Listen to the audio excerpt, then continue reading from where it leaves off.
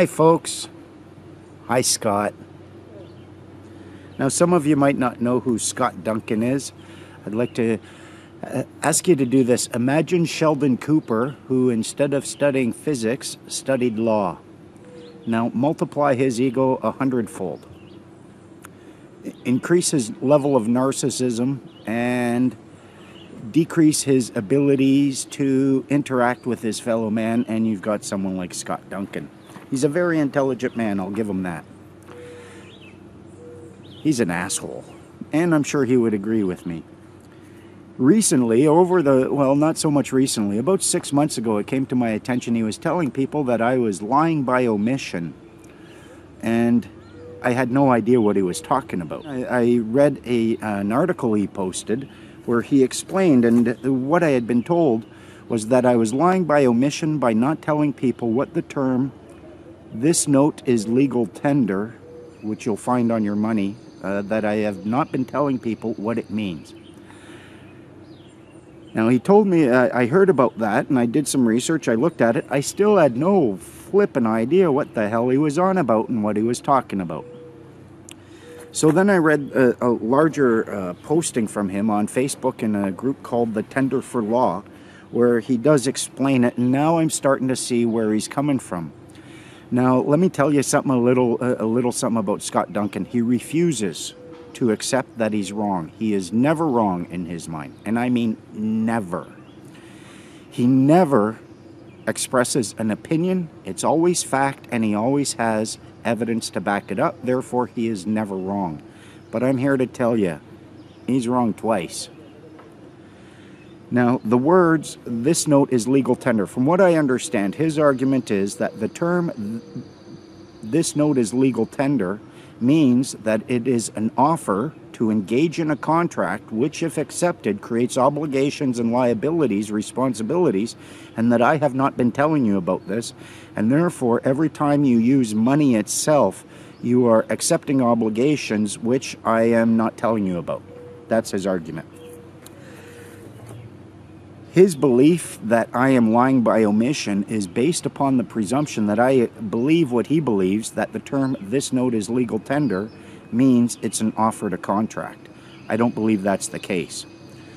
When you look up the term tender in a legal dictionary, it has two separate, very distinct meanings. One is an offer of money to settle any outstanding obligations or responsibilities.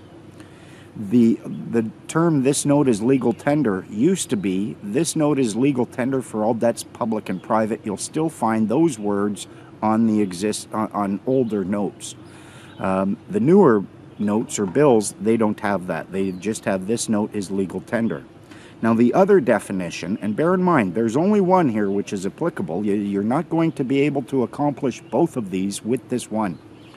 The other one is an offer to contract. You'll see these all the time when there's municipal, federal, provincial contracts where they ask for a tender of an offer when you present your bid. You bid on a contract. That's called tendering an offer.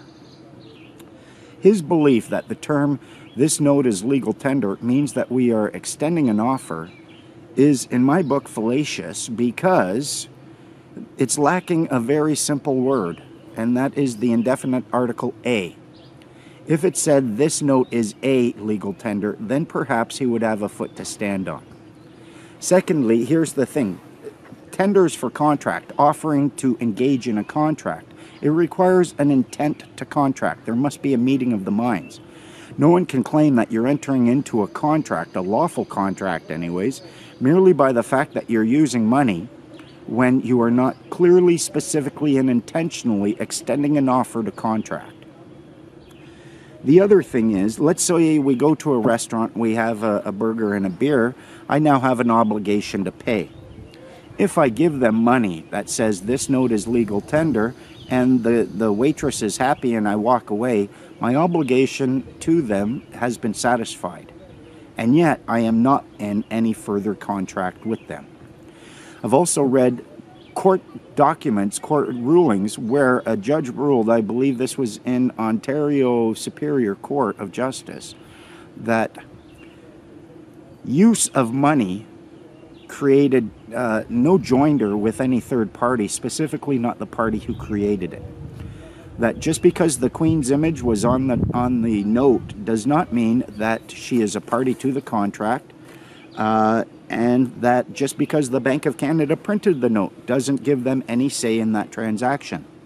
I believe he said something along the lines that people could use pine cones if they wanted to settle their transactions and obligations, and if they were both happy with it, that was fine, and the person who owned the tree from which the pine cones fell would have no say in the matter.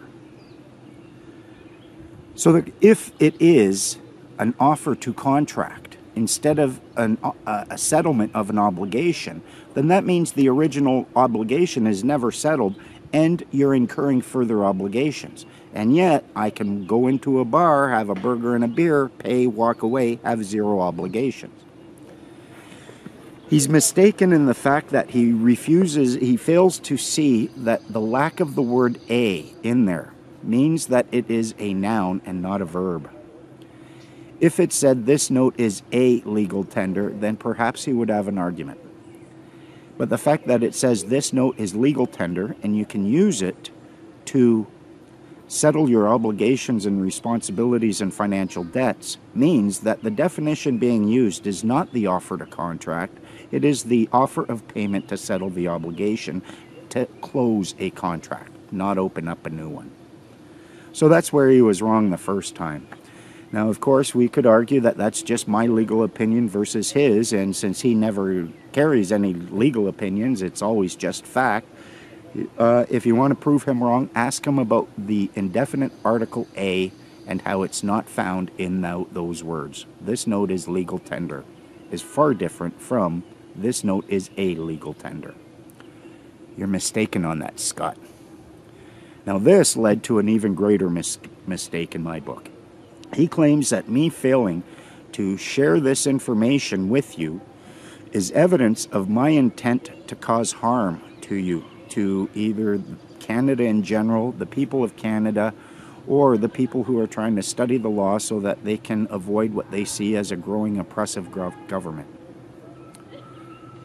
On that note, he's wrong. He's got absolutely no proof whatsoever, no evidence. All he can point to is his interpretation of what the word "this note is legal tender" means, and my not sharing his perspective with you. It requires him to be right and me to be wrong, which he's not right in this case. And it also requires me to have the intent to harm. I was raised by amazing people. I have an amazing family, and I know how the universe and the law works. We reap what we sow. What comes around goes around. You poke the bear, you're going to get poked back. I have absolutely no desire to harm my country, no desire to harm my fellow man. Those people who have in the past have harmed me. It took a while, but I got to the place where I honestly forgive them. So if he tells you that it is my intent, my desire, I mean to harm you, he's wrong. He's very wrong. If he tells you that the words "this note is legal tender" means use of the note is an offer to contract, he again is very wrong. It's a little word, the indefinite article A, but it's that word in that sentence. It's inclusion or exclusion, which tells us which definition is being used. You can use money and not be extending an offer to contract. You can use money as legal tender to settle your obligations and close your contracts. So, Scott, you're wrong. The only thing you really got going for you, Scott, is Tara. She's amazing. She's a wonderful woman. You're very blessed to have her in your life. But other than that, on this front, for those two reasons, you're wrong twice. And here's what I'm willing to bet. I don't think you're man enough to admit it. Thank you.